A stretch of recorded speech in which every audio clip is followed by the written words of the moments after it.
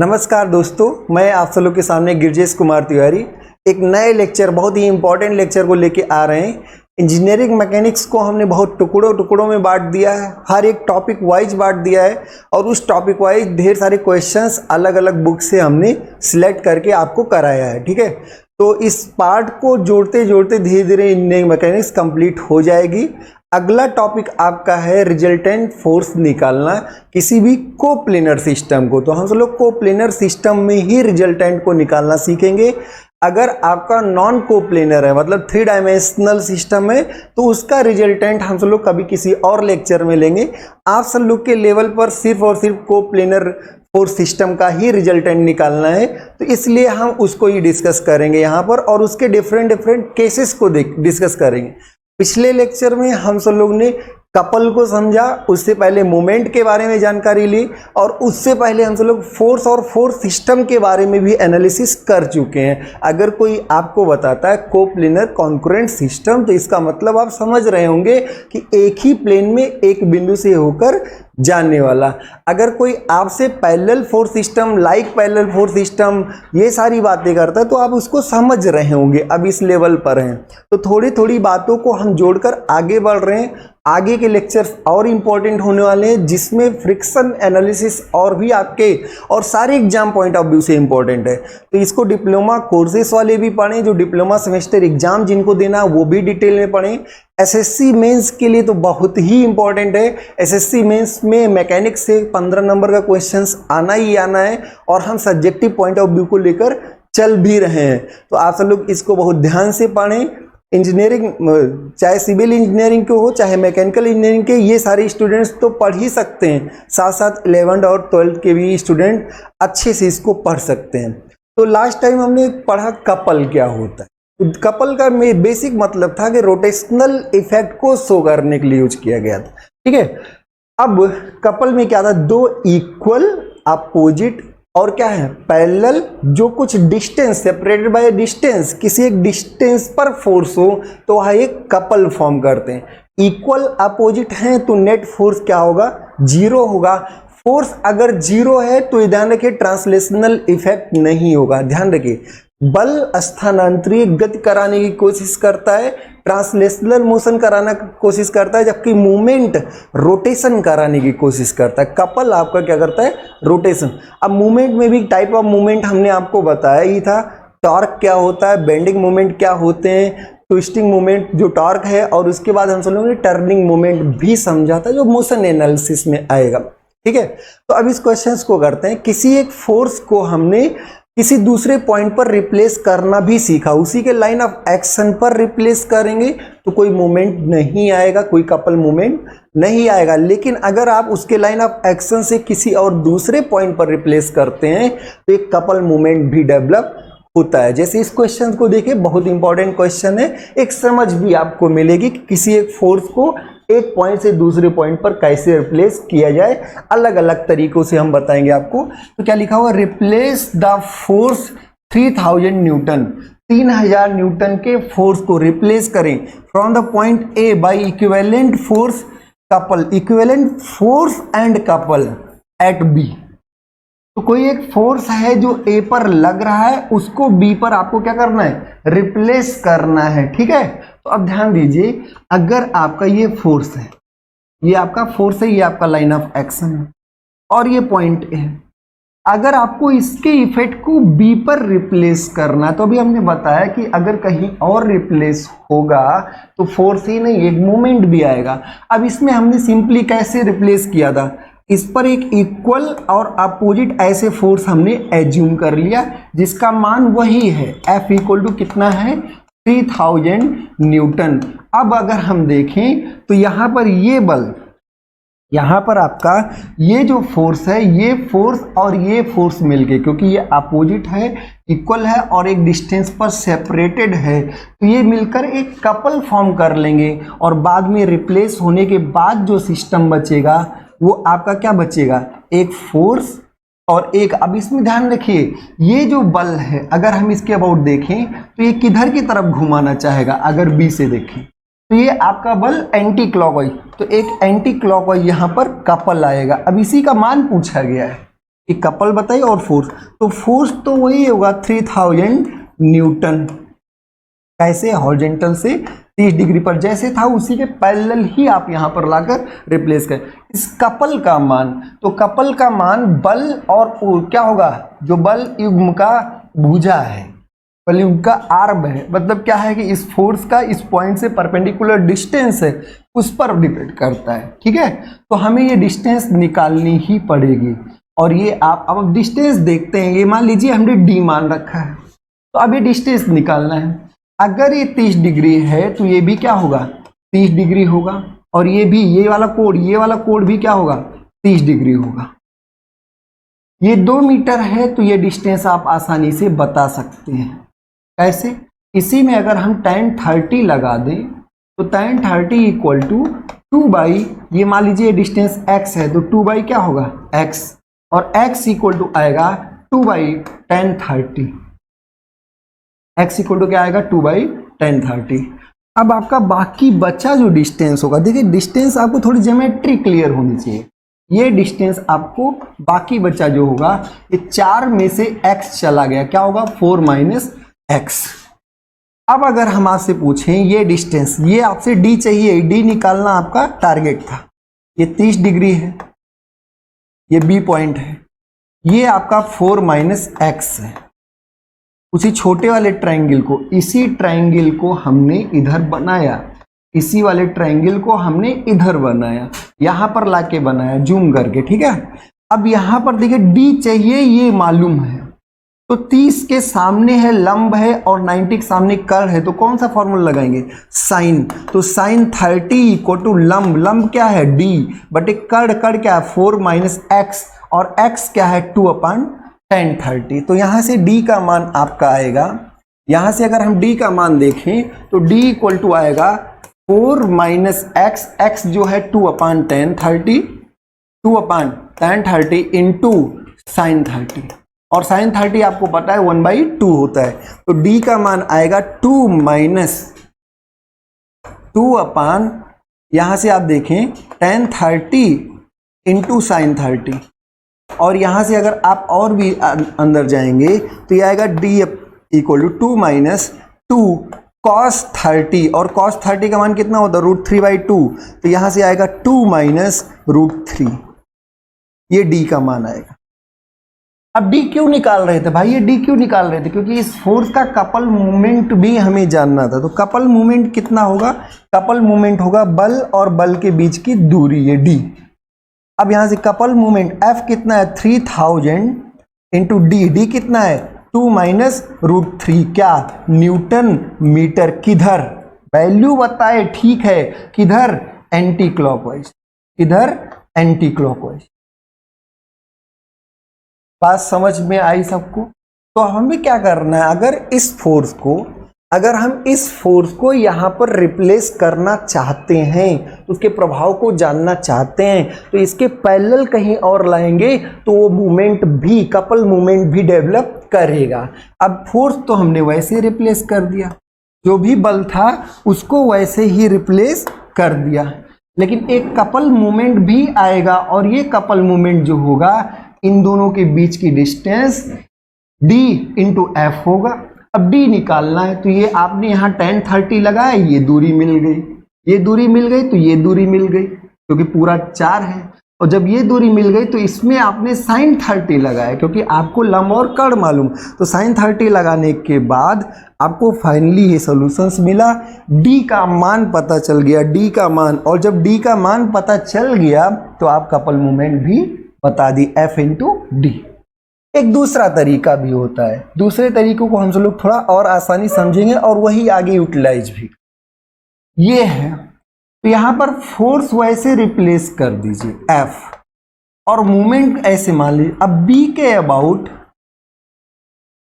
About अगर हम movement निकालें, B के अबाउट उस बल का मूवमेंट निकालें, तो देखिए इसका एक कॉस कंपोनेंट होगा, क्या होगा 3000 cos 30, और इसका एक साइन कंपोनेंट होगा, साइन कंपोनेंट क्या होगा 3000 sin 30। बात समझ में आ रही है ना सब लोग को? अब इसके अबाउट अगर मोमेंट निकालें तो ये जो कॉस कंपोनेंट है ये क्लॉकवाइज घुमाना चाहेगा। कॉस कंपोनेंट क्या करेगा? क्लॉकवाइज घुमाना चाहेगा। और जो आपका साइन कंपोनेंट है, जो ये आपका साइन कंपोनेंट है, ये आपको क्या करेगा? एंटी क्लॉकवाइज घुमाना चाहेगा। हम हमेशा एंटी क्लॉकवाइज को क्या मानते हैं? पॉजिटिव। तो क्लॉकवाइज क्या होगा? नेगेटिव। तो अब यहां से आप कह सकते हैं सर 3000 cos 30। देखिए जहां रहे उससे पूछें। आइए हम बी के अबाउट निकाल लें। बी पे ऐसे खड़े हो गए, पूछो क्या हाल है। तो हॉरिजॉन्टल कंपोनेंट कॉस कंपोनेंट कितनी दूरी पर है? 2। कितनी दूरी पर है? 2। तो 3000 इंटू 2 किधर? तो क्लॉकवाइज। मतलब क्लॉकवाइज का मतलब नेगेटिव। क्लॉकवाइज का मतलब क्या हुआ? नेगेटिव। अब दूसरा ऐसे खत्म नहीं हुआ सारा, एफ का कुछ इफेक्ट नहीं। अब उसका 3000 साइन 30। 3000 साइन 30 ये तो आपका बल है। बल से कितनी दूर है? बल से कितनी दूर है? तो इसका लाइन ऑफ एक्शन यहां से देखें तो कितना दूर है? 4। और किधर की तरफ घुमाएगा? Anti clockwise. तो एंटी क्लॉकवाइज क्या है? पॉजिटिव है। तो यहां से आप देखेंगे तो आएगा 3000 और यहां पर आएगा 2 cos 30। 2 cos 30 माइनस में 2 cos 30 प्लस 4 sin 30। और ये सब बातें क्या? Newton metre.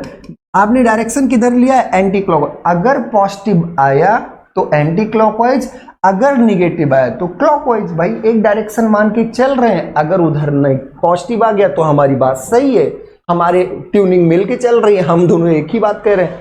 अगर निगेटिव है तो आप भाई उल्टे हो, सच्चाई में आप हमारे रिवर्स डायरेक्शन में हो। तो यहां से आप देखें तो ये 3000 तो ऐसे ही रहेगा।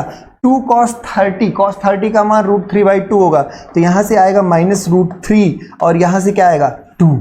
कितना? Newton metre. अब यहां आप देखिए ये आपका 2 से छोटा है तो ये पॉजिटिव ही आने वाला है। मतलब ये वैल्यू क्या आने वाली है? Anti clockwise. तो अब आप बता सकते हैं ना कि यहां पर बल होगा भाई 3000 न्यूटन। कैसे? 30 डिग्री पर। और जो मूवमेंट होगा अब उसको हटा दो, वो सब इफेक्ट खत्म, वो सब हटके एक केवल ऐसी सिस्टम बन गया कि ऐसे F लग रहा है और ऐसे M लग रहा है। M कितना होगा? 3000 और यहां से 2 - √3 क्या? Newton metre. कपल मूवमेंट होगा ये, क्योंकि वहां से एक जोड़ा रिप्लेस हुआ है। तो आप समझ में आया? किसी भी फोर्स सिस्टम को किसी दूसरे पॉइंट पर सिंगल फोर्स और सिंगल कपल से रिप्लेस किया जा सकता। हमने कर दिया और ये हमने दिखा दिया। ठीक है, अब उसका इफेक्ट लो चाहे ये, दोनों का इफेक्ट सेम ही है। ठीक, अब शुरू करते हैं रिजल्टेंट निकालना। देखिए रिजल्टेंट का बेसिक मतलब ही क्या है? ढेर सारे लोग लग रहे हैं, आप ढेर सारे सब्जेक्ट पढ़ रहे हैं, ढेर सारे सब्जेक्ट में अलग अलग नंबर्स ला रहे हैं। नंबर लाने के बाद ओवर एवरेज निकल रहा है एक आपका रिजल्ट। अब रिजल्ट क्या है कि ऑन एन एवरेज आपने इतना परसेंटेज या जो भी CGPA जो भी रहा हो उसको आपने गेन किया। मतलब क्या है कि सारे सब्जेक्ट के मार्क्स एक साथ रखें और चाहे वो इकलौता मार्क्स डायरेक्ट बता देगी इतना %। तो ओवरऑल दोनों का इफेक्ट क्या है? सेम है कि इतना %, 75% या जो कुछ भी। तो रिजल्टेंट किसी भी फोर्स सिस्टम का रिजल्टेंट एक ऐसा इकलौता बल होता है किसी भी फोर्स सिस्टम का जो उन सबके इफेक्ट को एक अकेले उस इफेक्ट को प्रदर्शित करता है। बात समझ में आ रही है रिजल्टेंट?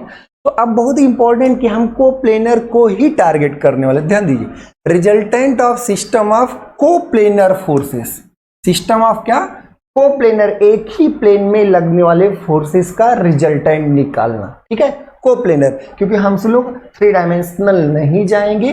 वैसे अगर आपको 3 डायमेंशनल में इंटरेस्ट है तो जो मूवमेंट वेक्टर होता है वो R क्रॉस F होता है। और आपको किसी भी वेक्टर रिप्रेजेंटेशन के बारे में हमने बताया था, ये आपका पोजीशन वेक्टर और ये फोर्स वेक्टर है। बात समझे? तो जब कभी वेक्टर फॉर्म में दिया रहे तो R क्रॉस F, क्रॉस मान लो क्रॉस प्रोडक्ट है, ये भी एक वेक्टर आएगा। क्रॉस प्रोडक्ट वेक्टर देता है और डॉट प्रोडक्ट स्केलर देता है। ठीक है, तो resultant of concurrent force system using method of resolution. पहला केस, कई केसेस है और केस में ही आपके सारे क्वेश्चंस हो जाएंगे। तो पहला केस है resultant of concurrent force system. Coplanar तो बात हो ही गई, अब यहाँ पे ढेर सारे बल्स ऐसे एक ही पॉइंट पर ढेर सारे बल लग रहे हैं, एक ही पॉइंट में, इधर भी और concurrent force system using method of resolution. अभी मान लीजिए F1 है, ये F2 है, ये F3 है, ऐसे ढेर सारे बल हैं। तो अगर इन सारे कॉन्करेंट कोप्लेनर फोर्स सिस्टम का रिजल्टेंट निकालना हो तो हम कोई एक x और कोई एक y डायरेक्शन मान लेते हैं। ये x है और ये y है, हमेशा x एक्सिस मान लीजिए, मान लिए। तो अब हम x एक्सिस से हर एक बलों का एंगल निकालेंगे, हर एक बलों का। कौन से x एक्सिस, ये भी ध्यान रखिए, पॉजिटिव x एक्सिस से हर एक बलों का आप एंगल निकालेंगे। बल का जो लाइन ऑफ एक्शन होगा उसका आप पॉजिटिव एक्स एक्सिस से, सबसे पहला स्टेप यही है कि एंगल को समझें, एंगल निकाल लिए किससे, धन एक्स। जैसे ये है तो अब ये अगर कोई बल है तो ये वाला कोण नहीं बताना कि एक्स एक्सिस से ही कोण, नहीं, हमें किससे बताना है, पॉजिटिव एक्स एक्सिस से। तो धन एक्स एक्सिस से जो भी कोण बनेगा वो आपको बताना। बात समझ में आ रही? तो आप ऐसे बल निकाल लेंगे, ठीक। अब जब आप पहला स्टेप की कोण सारे बलों का निकाल लीजिए, केस क्या आया, कोप्लेनर कॉन्करेंट फोर्स सिस्टम। तो अब इस सिचुएशन में आप क्या निकालेंगे, सबसे पहले स्टेप एंगल, दूसरा स्टेप है सिग्मा एफ एक्स निकालेंगे, जो क्या होगा, एक्स के डायरेक्शन में सबके कंपोनेंट का योगफल, एक्स के डायरेक्शन में। तो ये होगा F1 cos θ1 और दूसरा क्या, F2 cos θ2, ऐसे ढेर सारे एंसर ये निकाल लेंगे। इसका कुछ मान आएगा, कुछ जोड़े घटाएंगे, कुछ मान आएगा। ऐसे दूसरा आप निकालेंगे सिग्मा Fy और यहां पे क्या होगा, F1 sin θ1। देखिए हमने कोण किससे लिया, x, तो जिससे कोण लिए वो कॉस होगा, जो कोण के पास है वो कॉस है, जो दूर है वो साइन। तो सारे अगर आपने x से कंपोनेंट लिए हैं, मतलब एंगल आपने x से लिए हैं, तो हर कोई कॉस कंपोनेंट आपका x कंपोनेंट देगा। ऐसे आप लेंगे F2 sin θ2, F2 sin θ and so on, ये आपका निकल के आएगा। ये भी, ये मान लीजिए आपका x आया और ये आपका y आया। मतलब क्या है, सबके x कंपोनेंट का योगफल आपने निकाल लिया, सबके y कंपोनेंट का योगफल निकाल लिया 90 डिग्री। अब अगर x y कंपोनेंट का योगफल निकाल लिया आपने, अब स्टेप पहले पढ़ भी लीजिए इसी के साथ साथ। If the number of forces is more than 2 then its resultant can be found out by conveniently by the method of resolution. अच्छा, दो ही फोर्स हो, एक ही पॉइंट पर लगे तो लाभ पैरेललोग्राम है। क्यों भाई हम इस तरह लगाने जाएंगे, अगर एक ही कॉन्करेंट मतलब एक ही पॉइंट से एक ही प्लेन में दो ही फोर्स है तो लाभ पैरेललोग्राम से आप रिजल्टेंट निकालिए ना। फिर आपको ये एक्स कंपोनेंट वाई कंपोनेंट, खैर इससे भी निकालेंगे तो आंसर आ जाएंगे। तो दो फोर्स सिस्टम से ज्यादा हो तब आप इसको यूटिलाइज करें, ठीक है। तो आप पहला स्टेप क्या था, सिग्मा एफ एक्स निकालें, resolve all the forces along the horizontal X axis. तो आप पहले एंगल निकाले होंगे तो सारे component, take the algebraic sum, algebraic. अब इसमें बहुत ध्यान से दीजिएगा, जब आप मान लीजिए कि एक एंगल ये निकाले, ये θ1 था, दूसरे फोर्स का एंगल ये θ2, तो आप डायरेक्टली वही रख दीजिए। ये मत कैसा निगेटिव, इसका कंपोनेंट तो निगेटिव। अरे भाई जब आप डायरेक्टली रखेंगे तो कॉस अधिक कोण होगा तो ऑटोमेटिक निगेटिव अपने आप को ले लेगा। तो आपको बहुत टेंशन लेने की जरूरत नहीं है, आपको बस एंगल निकालें, किससे, पॉजिटिव एक्स एक्सिस से एंगल निकालें, पॉजिटिव एक्स एक्सिस से एंगल निकालें और फिर आप आसानी से कर लेंगे। तो सिग्मा एफ एक्स निकाल लिए, सिग्मा एफ वाई निकाल लिए। बात समझ में आ रही है, एफ वाई आपको मिल गया, ये कॉस कंपोनेंट हो गया और ये साइन कंपोनेंट हो गया। अगला, resolve all the forces along the vertical Y axis and take the algebraic sum of the force of component considering proper sign. तो हमारा एक अपना कन्वेंशन है, इधर तरफ पॉजिटिव लेते हैं और इधर की तरफ पॉजिटिव लेते हैं, बस वाई। तो आप जब एंगल लेंगे तो कोई दिक्कत नहीं, एंगल अपने आप को ऑटोमेटिक एडजस्ट कर लेगा, ये ध्यान रखिएगा, ठीक है। अब आपके पास कंपोनेंट मिल गया, सिग्मा एफ एक्स मालूम, हाँ सर निकाल चुके, सिग्मा एफ वाई मालूम, हाँ निकाल चुके। तो अब इसमें बड़ी इंपॉर्टेंट बात है, अगर आपका दोनों पॉजिटिव आया, अगर सिग्मा एफ एक्स भी पॉजिटिव एफ वाई पॉजिटिव, तो ये किस में होगा, फर्स्ट क्वाड्रेंट में।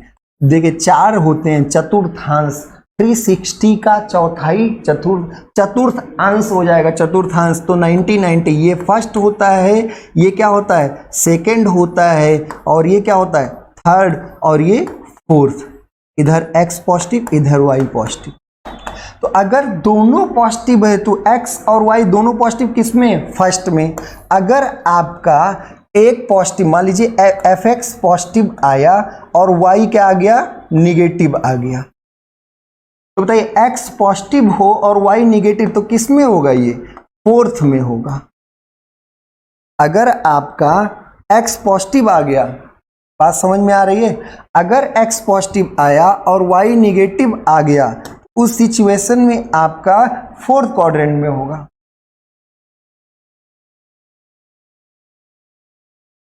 ऐसे अगर सिग्मा एफ एक्स आपका निगेटिव आ गया और सिग्मा एफ वाई पॉजिटिव आ गया, अब बताइए एफ एक्स निगेटिव मतलब उल्टा, एफ एक्स निगेटिव और एफ वाई पॉजिटिव, तो ये किस में होगा, सेकेंड क्वाड्रेंट में होगा रिजल्टेंट।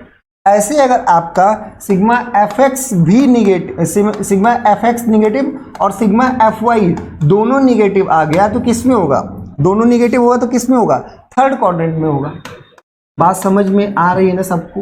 तो आपको सिग्मा एफ एक्स और सिग्मा एफ वाई से समझना है कि किस क्वाड्रेंट में रिजल्टेंट आने वाला है, किस चतुर्थांश में रिजल्टेंट आने वाला है। ये बात समझ में आ रही होगी आपको, ठीक है। तो अगला हम सब लोग देखते हैं रिजल्टेंट। अब आपको सिग्मा एफ एक्स निकाल लिए, सिग्मा एफ वाई निकाल लिए, तो इससे कुछ पता नहीं, हमें रिजल्टेंट का मान चाहिए भाई। तो रिजल्टेंट का मान क्या होगा, under root sigma F X square plus sigma F Y square. ये आपको सिर्फ और सिर्फ क्या देगा, magnitude of resultant, magnitude of resultant, सिर्फ मैग्नीट्यूड देगा। अब अगर कोई पूछे कि एंगल भाई, तो देखिए कॉन्करेंट तो है ही, तो किसी भी एंगल पर हो सकता है। अब किस तरफ होगा ये हम आपको बता दिए कि फर्स्ट में दोनों पॉजिटिव पॉजिटिव पॉजिटिव, और सेकंड में आपका क्या होगा, x नेगेटिव y पॉजिटिव, और इसमें नेगेटिव नेगेटिव, और इसमें क्या होगा x पॉजिटिव y नेगेटिव। अब ये आपका हो गया। अब इससे आप क्या करेंगे, tan थीटा, थीटा क्या है किससे, tan थीटा, हमने मान लिया रिजल्टेंट x से थीटा एंगल बना जो रिजल्टेंट, तो ये आपका सिग्मा एफ एक्स है और आपका ये सिग्मा एफ वाई है।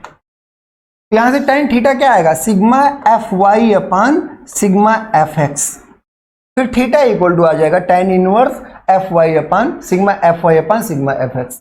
अब अगर मान लीजिए ये मान 1 मतलब मान लीजिए 45 डिग्री आया, तो 45 भी सही है और आपका 225 भी सही है। भैया ध्यान रखिएगा, 45 पर भी अगर आपका एफ एक्स और एफ वाई बराबर है तो tan इनवर्स 1 होगा, और tan इनवर्स 1 के केस में 45 भी सही है और 225 भी सही है।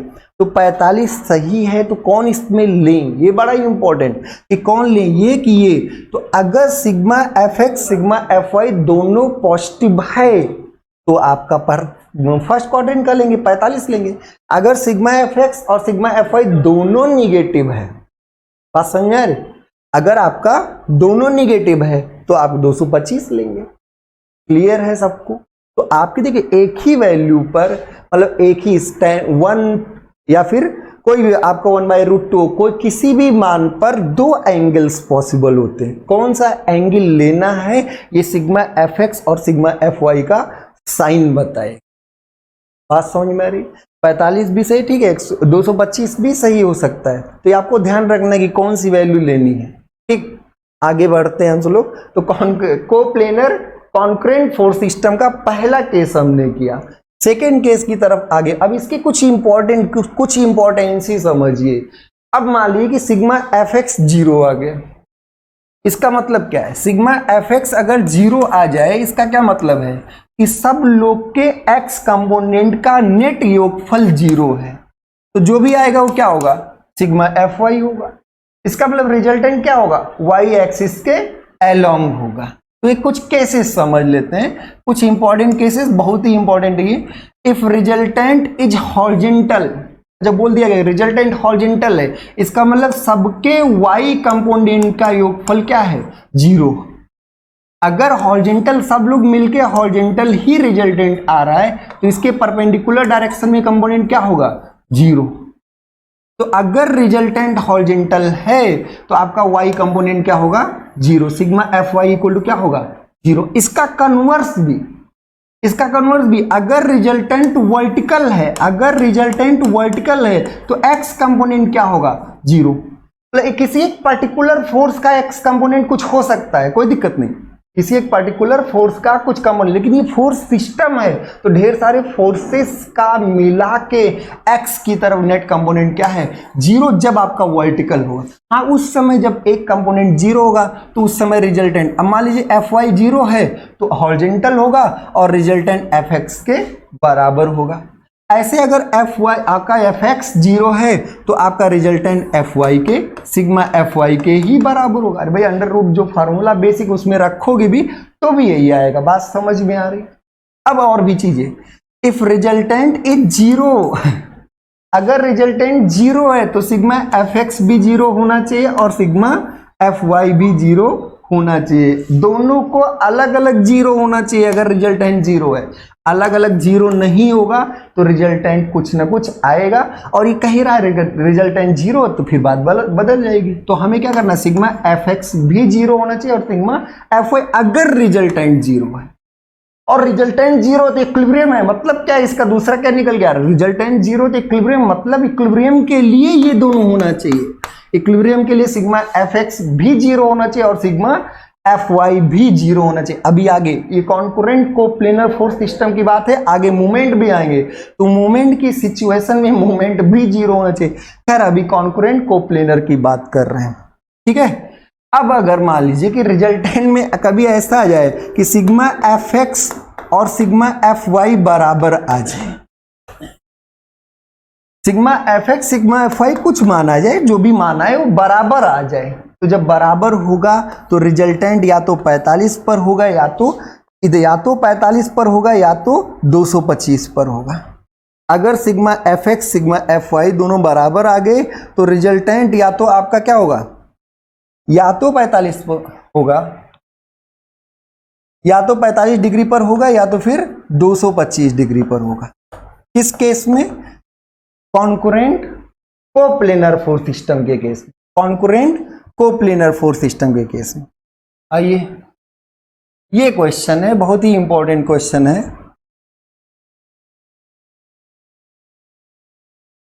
इसको पढ़िएगा, केसेस समझिए। अगर हॉरिजॉन्टल आपका रिजल्टेंट तो सिग्मा एफ वाई 0 होगा और रिजल्टेंट सिग्मा एफ एक्स के बराबर होगा। अगर आपका वर्टिकल रिजल्टेंट है तो सिग्मा एफ एक्स 0 होगा और रिजल्टेंट सिग्मा एफ वाई के बराबर होगा। अगर आपका रिजल्टेंट 0 तो सिग्मा एफ एक्स भी 0 होना चाहिए और सिग्मा एफ वाई 0 होना चाहिए। अगर आपका सिग्मा एफ एक्स और सिग्मा एफ वाई दोनों बराबर है, मान में बराबर हैं, तो ये ध्यान रखिए या तो 45 डिग्री पर होगा या तो एक 225 पे होगा, ठीक है, बात समझ में आ रही है। दूसरा भी चांस है कि 135 पर भी हो सकता है, 315 पर, बस साइन अलग अलग होंगे, तो साइन अलग नहीं है। अगर बराबर बोल रहे हैं तो आप साइन भी समझिएगा और मान भी समझिए, दोनों पॉजिटिव या दोनों नेगेटिव अगर हैं तो 45 डिग्री या 225 डिग्री पर आपका रिजल्टेंट होगा, ये ध्यान रखिएगा, ठीक है। आगे बढ़ते हैं, बहुत ही इंपॉर्टेंट क्वेश्चन, इसको बहुत ध्यान से देखिएगा। फॉर द सिस्टम सोन, ठीक है भाई, ये सिस्टम आपको हमें दिखाया गया, देख लिए कितने बल हैं, 3 बल हैं, ये 1 2 3 बल लग रहे हैं और ये सिस्टम आपको दिखा दिया गया। For the system shown determine, आगे रिक्वायर्ड वैल्यू ऑफ अल्फा, ये अल्फा का मान आपको बताना है। Required value of alpha if the resultant of 3 forces is to be vertical. अब देखिए ऐसा अल्फा बताओ कि रिजल्टेंट ये क्या हो जाए, रिजल्टेंट क्या हो जाए, वर्टिकल। तो रिजल्टेंट अगर वर्टिकल हो तो सिग्मा एफ एक्स क्या होगा, अगर रिजल्टेंट वर्टिकल है तो सिग्मा एफ एक्स क्या होना चाहिए, 0। x के अलोंग नेट कंपोनेंट क्या होना चाहिए, 0। बस यही सिंपल सी बात है। अब इसमें देखिए हम धन x एक्सिस ऐसे देख लें, तो यहाँ पे अगर हम इधर पॉजिटिव मान रहे हैं तो ये आएगा 100 cos अल्फा इधर की तरफ, 100 cos अल्फा इधर की तरफ, और प्लस क्या होगा 150, यहाँ पर क्या होगा cos 30 होगा क्या, नहीं 30 प्लस अल्फा, यहाँ पे आपका क्या होगा 30 प्लस अल्फा ये एंगल, तो यहां से लिखेंगे cos 30 प्लस अल्फा। क्या इसके सारे कंपोनेंट पॉजिटिव डायरेक्शन, बिल्कुल। ऐसे यहां लिखेंगे -200, माइनस क्यों भाई, क्योंकि इसका कंपोनेंट इधर 200 cos अल्फा इक्वल टू 0, तो 100 cos alpha minus 200 cos alpha और 150 cos 30 प्लस अल्फा। अब यहां से आप कह सकते हैं, क्या कह सकते हैं कि 100 cos alpha equal to 150 cos 30 plus alpha, 150 cos 30 plus alpha, क्योंकि 100 में से 200 घटाओगे तो 100 ही आएगा और शून्य कट जाएगा, ये बात देखेंगे। तो यहां से आएगा आपका 10 cos alpha minus 15 cos 30 plus alpha equal to 0। अब इसको आगे आप सॉल्व कर लेंगे। सॉल्व कर क्या क्या किया हमने, लिखा हुआ the required value of alpha, required value of alpha if resultant of 3/4 is to be vertical, तो रिजल्टेंट के वर्टिकल होने के लिए अल्फा का मान बताइए, सिग्मा fx 0 होगा। x डायरेक्शन में सबके कंपोनेंट का एल्जेब्रिक समेशन, एल्जेब्रिक मतलब प्लस एक तरफ माने तो दूसरी तरफ माइनस, तो एल्जेब्रिक समेशन 0 होगा और अल्फा का मान आप आसानी से इक्वेशन, एक इक्वेशन है, एक आदमी एक गोलियां, तो बचना किसी की नहीं है, तो आराम से सॉल्व कर सकते हैं। अल्फा ही अननोन है, इक्वेशन है, सॉल्व करिएगा घर पे आप लोग, आप भी मेहनत करें, कोई दिक्कत नहीं होगा, ये सॉल्व कर लेंगे। cos a प्लस बी का भी फार्मूला आप लगा सकते हैं, आपको पता है, ठीक है। The corresponding magnitude of resultant, question समझ में आया। अब कुछ अल्फा का मान आपने शायद निकाला, हमने माना कि अल्फा आपने निकाल लिया, तो उसके कॉरस्पॉन्डिंग रिजल्टेंट बताइए, रिजल्टेंट का मान बताइए। तो रिजल्टेंट आप क्या करेंगे, वर्टिकल ही होगा, वर्टिकली डाउनवर्ड ही, क्योंकि सारे कंपोनेंट डाउनवर्ड ही आने वाले हैं। तो अब बताइए 200 का 200, अब वो हम नीचे को ही यहाँ पॉजिटिव ले लिए, तो ये सब पॉजिटिव, 200 का क्या होगा साइन अल्फा, ऐसे 100, हर एक के पास जाइए आराम से पूछ लीजिए, सबको ही बता देगा, ये भी साइन अल्फा, 100 का भी क्या साइन अल्फा। ऐसे अगर 150 से पूछें तो 150 क्या कहेगा, 150 आपको क्या बताएगा, ये आपका होगा 150 साइन अल्फा, नहीं 30 नहीं 30 प्लस अल्फा, इतना आपका मान आएगा। क्या अल्फा निकाल चुके हैं आप, पहले स्टेप में हमने अल्फा ही निकाला था, तो हमने रिजल्टेंट का भी मान बताया। अल्फा का मान आप यहाँ पुट कर देंगे, रिजल्टेंट आसानी से आ जाएगा। तो 200 का साइन अल्फा, 100 का भी साइन अल्फा और 150 का साइन 30 प्लस अल्फा, सब नीचे है, तो ये जो रिजल्टेंट भी आएगा वो किधर होगा, नीचे ही होगा। बात समझ में आ गई। तो कुछ नहीं करना होता, कोप्लेनर कॉन्करेंट के केस में fx निकालें, fy निकालें, under root sigma fx square plus sigma fy square आपका रिजल्टेंट हो जाएगा, और थीटा जो होगा x एक्सिस से होगा tan इनवर्स सिग्मा fy अपन सिग्मा fx। बात क्लियर हो गई। अब अगर हॉरिजॉन्टल रिजल्टेंट है तो वर्टिकल कंपोनेंट 0 होगा, वर्टिकल रिजल्टेंट है तो हॉरिजॉन्टल कंपोनेंट 0 होगा। दोनों अगर समान है साइन में भी और परिमाण में भी, तो आपका या तो 45 पर होगा या 225 डिग्री पर होगा। बात समझ में आ रही। आगे हम सब लोग बढ़ते हैं। Resultant of parallel force system, कितना इंपॉर्टेंट बात, कितना आसान से बोल दिया। देखिए कोप्लेनर तो आपका समझ में ही है, कोप्लेनर आप समझे रखिएगा, कोप्लेनर तो आपके दिमाग में होना ही चाहिए। तो कोप्लेनर पैरेलल फोर्स सिस्टम, अब देखिए ऐसे एक, ये बहुत इंपॉर्टेंट तब होता है जब आप बीम के रिएक्शंस निकालते हैं, बहुत इंपॉर्टेंट। तो ये आपका है, अब इस पे यहाँ बल लग रहा है, यहाँ बल लग रहा है, यहाँ बल लग रहा है, ऊपर से बल है, नीचे से बल है, सब क्या है एक दूसरे के समांतर भी हैं, और समांतर ध्यान रखिए कोप्लेनर होते ही हैं। तो ये ढेर सारे बल लग रहे हैं, अब इसका प्रोसीजर क्या है, सिंपल। अगर यही मान लीजिए कि ऐसे रॉड होता तो ऐसे लग रहे होते पैरेलल, ऐसे पैरेलल या ऐसे पैरेलल। ऐसे अगर होता तो हो सकता है तिरछे लग रहे होते सारे पैरेलल। तो कोई एक पर्टिकुलर डायरेक्शन तो होगा ना, चाहे वर्टिकल, चाहे हॉरिजॉन्टल, चाहे इंक्लाइन। तो इस सिचुएशन में रिजल्टेंट सिंपल सा है, आपको क्या कर देना है, किसी तरफ, जैसे मान लीजिए हमने ऊपर पॉजिटिव मान लिया, इस सिचुएशन में हमने क्या मान लिया कि सब सारे ऊपर को पॉजिटिव मान लिया, तो इन सबको जोड़ देंगे, इन सबको जोड़ देंगे और इन सबको घटा देंगे। बस सिंपल सा बात है। किसी एक डायरेक्शन को आप पॉजिटिव मानिए और जो उस डायरेक्शन में उनको जोड़ दीजिए, F1 F2 मान लीजिए, और जो उसके अपोजिट डायरेक्शन में उनको घटा दीजिए। तो ये तो रिजल्टेंट मान पता चलेगा ना, ये आपको रिजल्टेंट वैल्यू पता चली कितना होगा। जैसे 5 5 10 का जोड़ते चले गए, सब कुछ जुड़ा कुछ घटा, जो अपोजिट वो घट गया। तो पहला स्टेप मान निकालना होता है, दूसरा स्टेप कि कहाँ भाई लाइन ऑफ एक्शन और डायरेक्शन। अब ये मान लीजिए कि पॉजिटिव आ गया, अब पॉजिटिव आने का मतलब कि अपवर्ड होगा, अगर नेगेटिव आता तो डाउनवर्ड होगा। बात समझ में आई। ऐसे ही सिचुएशन में हॉरिजॉन्टल, तो इसमें इधर हम मान लीजिए पॉजिटिव मान लिए, तो जितने फोर्सेस उधर लग रहे हैं वो आपके पॉजिटिव और जितने इधर लग रहे हैं वो आपके नेगेटिव।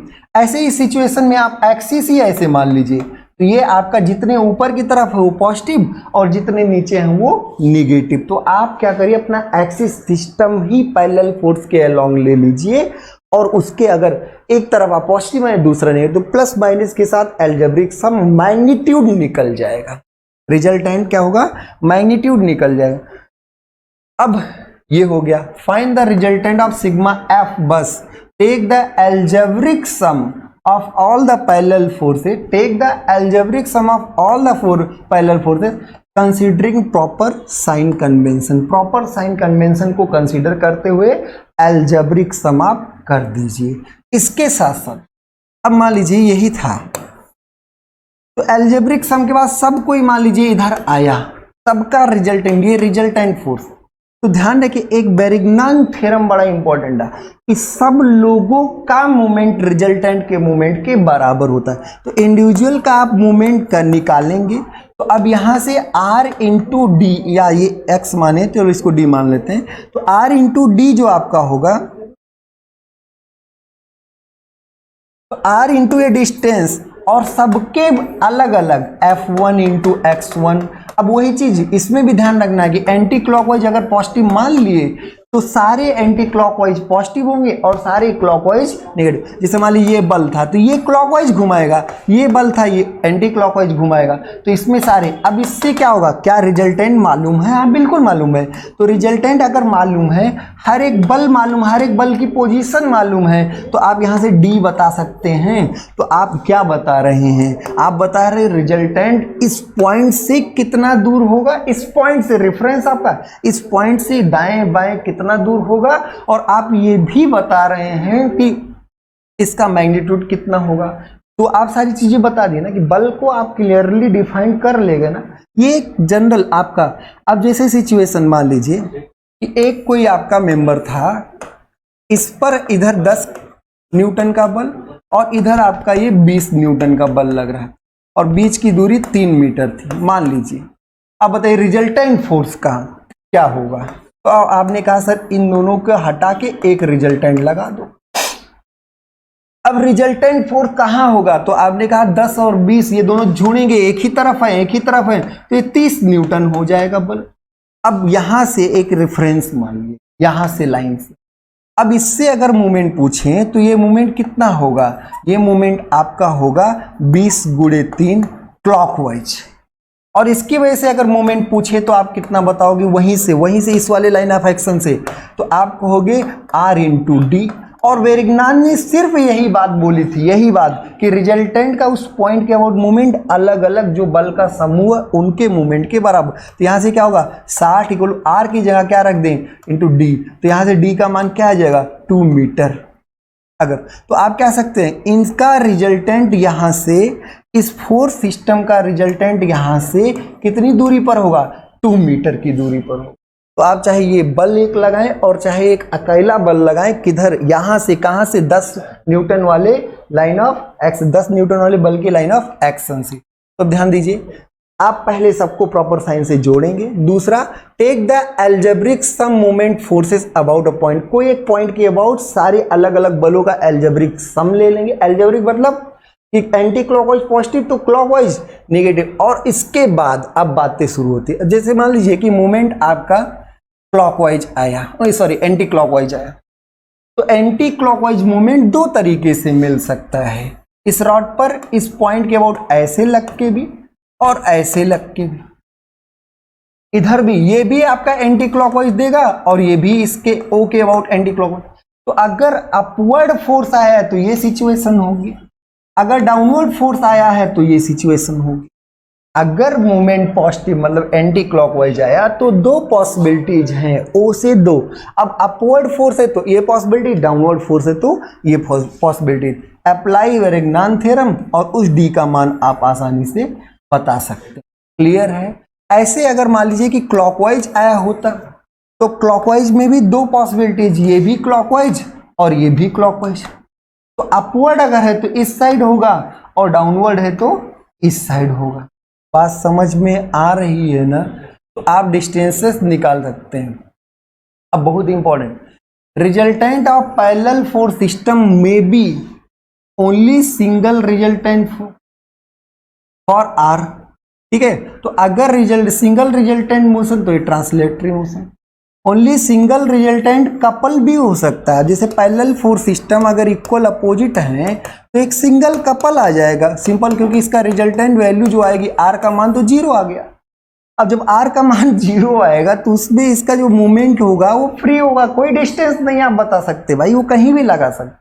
तो कपल होगा, कपल एक फ्री वेक्टर आता है। तो सबका रिजल्टेंट एक सिंगल फोर्स भी हो सकता है, सबका रिजल्टेंट एक सिंगल कपल भी हो सकता है, और सबका रिजल्टेंट एक सिंगल फोर्स के साथ साथ एक सिंगल रिजल्टेंट कपल भी हो सकता है।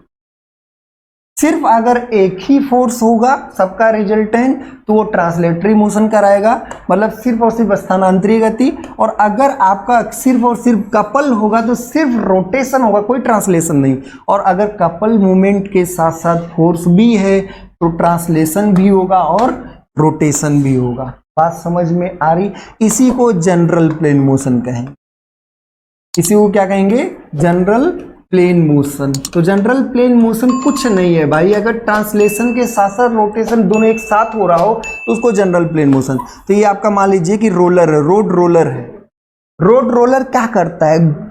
घूमता भी है और आगे भी बढ़ता है। तो अगर घूमते हुए आगे बढ़ रहा है तो ये ट्रांसलेट भी कर रहा है, रोटेट भी कर रहा है, तो ये जनरल जीपी कर रहा है, जनरल प्लेन मोशन कर रहा है। बात समझ में आ रही है? तो रोटेशन के साथ साथ ट्रांसलेशन भी है तो जनरल प्लेन मोशन है। ऐसे अगर लट्टू मान लीजिए ग्लोब घुमा रहे हो तो ग्लोब में आप देखते होगे एक एक्सिस के अबाउट ही घूमता है फिक्स, तो ये सिर्फ रोटेशन है। अगर एक बॉक्स को सरका रहे हो तो ये सिर्फ क्या है? ट्रांसलेशन। खैर मोशन की एनालिसिस हम सब लोग डिटेल में करेंगे जब हम सब लोग काइनेटिक्स पढ़ेंगे। ठीक है, काइनेटिक्स या काइनेमेटिक्स दोनों मिला के जब पढ़ेंगे तो करेंगे। ठीक है, इतना क्लियर है? समझ में आया? अब इसको एक क्वेश्चन कर लेते हैं, लास्ट क्वेश्चन, इसके बाद फिर हम आगे अगली क्लास में कराएंगे। Replace the force system, replace the force system acting on bar. किसी एक बार पर फोर्स सिस्टम लग रहा है, उसको रिप्लेस करना है बाय ए सिंगल फोर्स, एक बल से रिप्लेस करना। कितना कठिन है, इसमें ढेर सारे मूवमेंट भी लगे हैं, ढेर सारे बल भी लगे, सिर्फ एक बल से रिप्लेस करना, वो कुछ नहीं भैया। इसको हटा के, सब कुछ हटा के एक ऐसा बल ले आओ ना कि जो इन सब ढेर सारे छोटे छोटे बम मारने, मतलब एक ही बम मार दो जो इफेक्ट वही दे। तो हमने मान लिया, ठीक है, ऐसे रिजल्टेंट मान लिया। चलो भाई ठीक है, तो इन सबको हटा के एक इकलौता लगा दो। अब देखिए इसमें सारे बल पैरेलल ही हैं, हाँ कुछ कपल भी हैं, कुछ कपल भी हैं, पर सारे बल तो पैरेलल हैं। तो पैरेलल फोर्स सिस्टम के केस में सर सिंपल जोड़ देते हैं, तो ये जो रिजल्टेंट होगा, अपवर्ड को हमने क्या मान लिया है? पॉजिटिव। अपना रेफरेंस कि अपवर्ड को पॉजिटिव, तो 50 नहीं तो -50। अरे भैया क्यों -50? नीचे हैं, -40 नीचे हैं, -40 क्या है नीचे, और 30 क्या है ऊपर, ऊपर क्या है पॉजिटिव है, ऊपर क्या हो गया पॉजिटिव। ऐसे 20 भी क्या है पॉजिटिव है, ऐसे -40। तो जितने नीचे हैं उतने क्या है निगेटिव, और जितने ऊपर हो क्या है पॉजिटिव, क्योंकि हमने रेफरेंस मान लिया है कि अपवर्ड पॉजिटिव होगा। क्या हो गया न्यूटन। अब यहाँ से रिजल्टेंट देखेंगे तो 50 40 90 और 40 130 और 30 20 50, अरे भाई 50 50 काट दो, ये -80 आने वाला है। ये -80 जोड़ लीजिएगा, घटा लीजिएगा घर पर। तो आपने सबको क्या किया 50 40 और 40 ये तो जुड़े, 30 20 50 कट, अरे 40 40 80 नीचे, अरे गलत हो गया भाई, गलती। तुरंत कान पकड़ लिए, गलती हो गई, गलती। तुम नहीं, तुम ऐसे नहीं होगे। गलती को आप मान लिए ना, तो गलती आपकी, ये रिजल्टेंट नहीं होगा, ऊपर नहीं होगा भाई, ऊपर नहीं होगा, नीचे होगा, नीचे होगा। लो नीचे कितना होगा, नीचे 80 न्यूटन होगा। तो ये -80 बता रहा है चिल्ला चिल्ला के कि ऊपर नहीं है भाई, ये गलत मान ले। तो ये गलती तुरंत आपने स्वीकार कर ली और 80 न्यूटन तुरंत आपने पलटी मार ली। ये लो हो गया लो। लेकिन ये कहां पर भाई, कहां पर, कहां पर ये डिस्टेंस कहां पर, तो हमने मान लिया डी। सबसे पहला स्टेप कि सारे एल्जेब्रिक सम किए, हम अपवर्ड मान के चलते हैं। निगेटिव आया कोई बात नहीं, गलती मान लिए, सार स्वीकार कर लिए, आगे निगेटिव हो गया। अब इसको हम सब लोग मान लिए, ठीक है भाई। अभी तो इससे काम नहीं खत्म हुआ ना, अभी कहाँ, अरे भाई हमारा मान तो बता दिए ना कहाँ, क्योंकि सिंगल फोर्स से आप रिप्लेस करना है। तो ये आपने कहा कहाँ, तो कहाँ, हम आगे देखते हैं कहाँ का क्वेश्चन। अब एक बरिगनान हमारे पास थे, बरिगनान ने खुद ही बताया था कि इकलौते हमारा, अब यहाँ से अगर हम इनका मूवमेंट पूछें तो इकलौते हमारा मूवमेंट R इंटू डी, मतलब क्या होगा 80 इंटू डी। बैठे रहो तुम अभी ऐसे, इन सबके रिजल्टेंट मूवमेंट के अबाउट। अब यहाँ से O के अबाउट बात चल रही, तो MO अगर उस सिस्टम का पूछें 50 कहेगा, अरे भाई हम तो तुम्हारे पास से जा रहे हैं, कोई दिक्कत नहीं है। एंटी क्लॉकवाइज क्या है पॉजिटिव लेंगे, तो एंटी क्लॉक। अब ये C1 क्या है, C1 क्या है क्लॉकवाइज, क्लॉकवाइज घड़ी रख के देख लो, ऐसे घुमा के क्लॉकवाइज घूम रहा है, तो C1 क्या हो गया 85। लेकिन निगेटिव, निगेटिव क्यों भाई, क्योंकि क्लॉकवाइज है, ये आपका 85 हो गया। ऐसे 40 से पूछे तो 40 भी आपका कहा 40 गुणे 1 माइनस क्यों है, समझ पा रहे हैं ना 50। ऐसे 30 का अगर पूछे तो 30 का 2, ये दूरी कितनी होगी 30 के लिए 2, लेकिन ये पॉजिटिव होगी क्योंकि 30 न्यूटन यहाँ कहाँ घुमाएगा एंटी क्लॉकवाइज घुमाएगा। ऐसे C2 की बात करें तो C2 भी एंटी क्लॉकवाइज, C2 भी एंटी क्लॉकवाइज, तो +65। ऐसे अगर 20 से पूछे तो 20 भी कहेगा हम एंटी क्लॉकवाइज घुमाए, कितना 3 मीटर है, 20 कितना दूर है 3 मीटर है, ये बात समझ में आ रही। ऐसे अगर 40 से पूछें तो 40 निगेटिव, क्योंकि 40 नीचे की तरफ है, 40 गुणे 4। और C3 आपका -90 क्योंकि क्लॉकवाइज, बात समझ में आई। तो जब किसी एक के अबाउट हमें मूवमेंट चाहिए होगा, किसी एक के अबाउट, तो हम वहां बैठ जाएंगे, हर एक के पास चाय पानी नाश्ता करेंगे, हाल चाल लेंगे। 50, अरे नहीं हम तुम्हारे साथ, कोई बात नहीं, 50 का मामला खत्म। C1 ने कहा कि हम हैं तो, लेकिन हम क्लॉकवाइज, तो माइनस लिख दिए।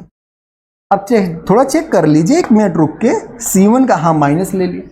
ये 40 गुणे 1, 40 गुणे 1 जो 40 इंटू 1 है, ये भी आपका माइनस, ठीक है। 30 इंटू 2 ये पॉजिटिव। C2 आपका, C2 क्या है पॉजिटिव, ठीक है भाई। अब ये आपका C3 20 इंटू 3 ये भी आपका पॉजिटिव। ऐसे C3 सॉरी 40 इंटू 4 माइनस, और ये माइनस।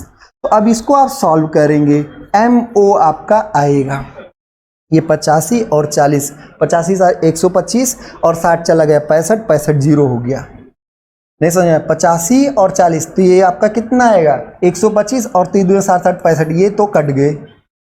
अब ये बचा 20 23 60 और ये क्या बचेगा 40 4 चौक 16, तो 100 माइनस 190 आएगा।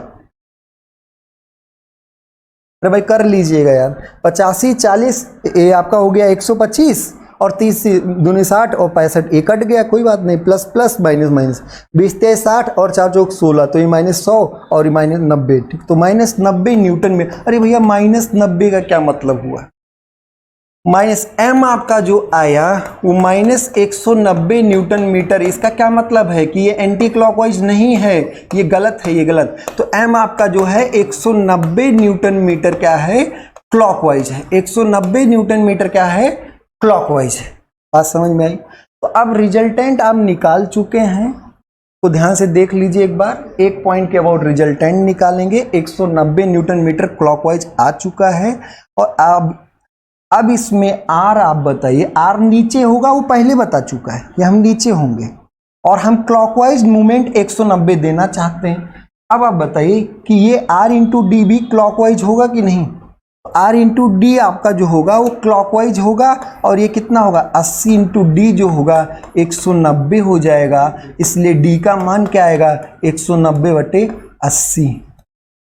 यहाँ से 2 पॉइंट 8 दूनी 16 और 8 3 24।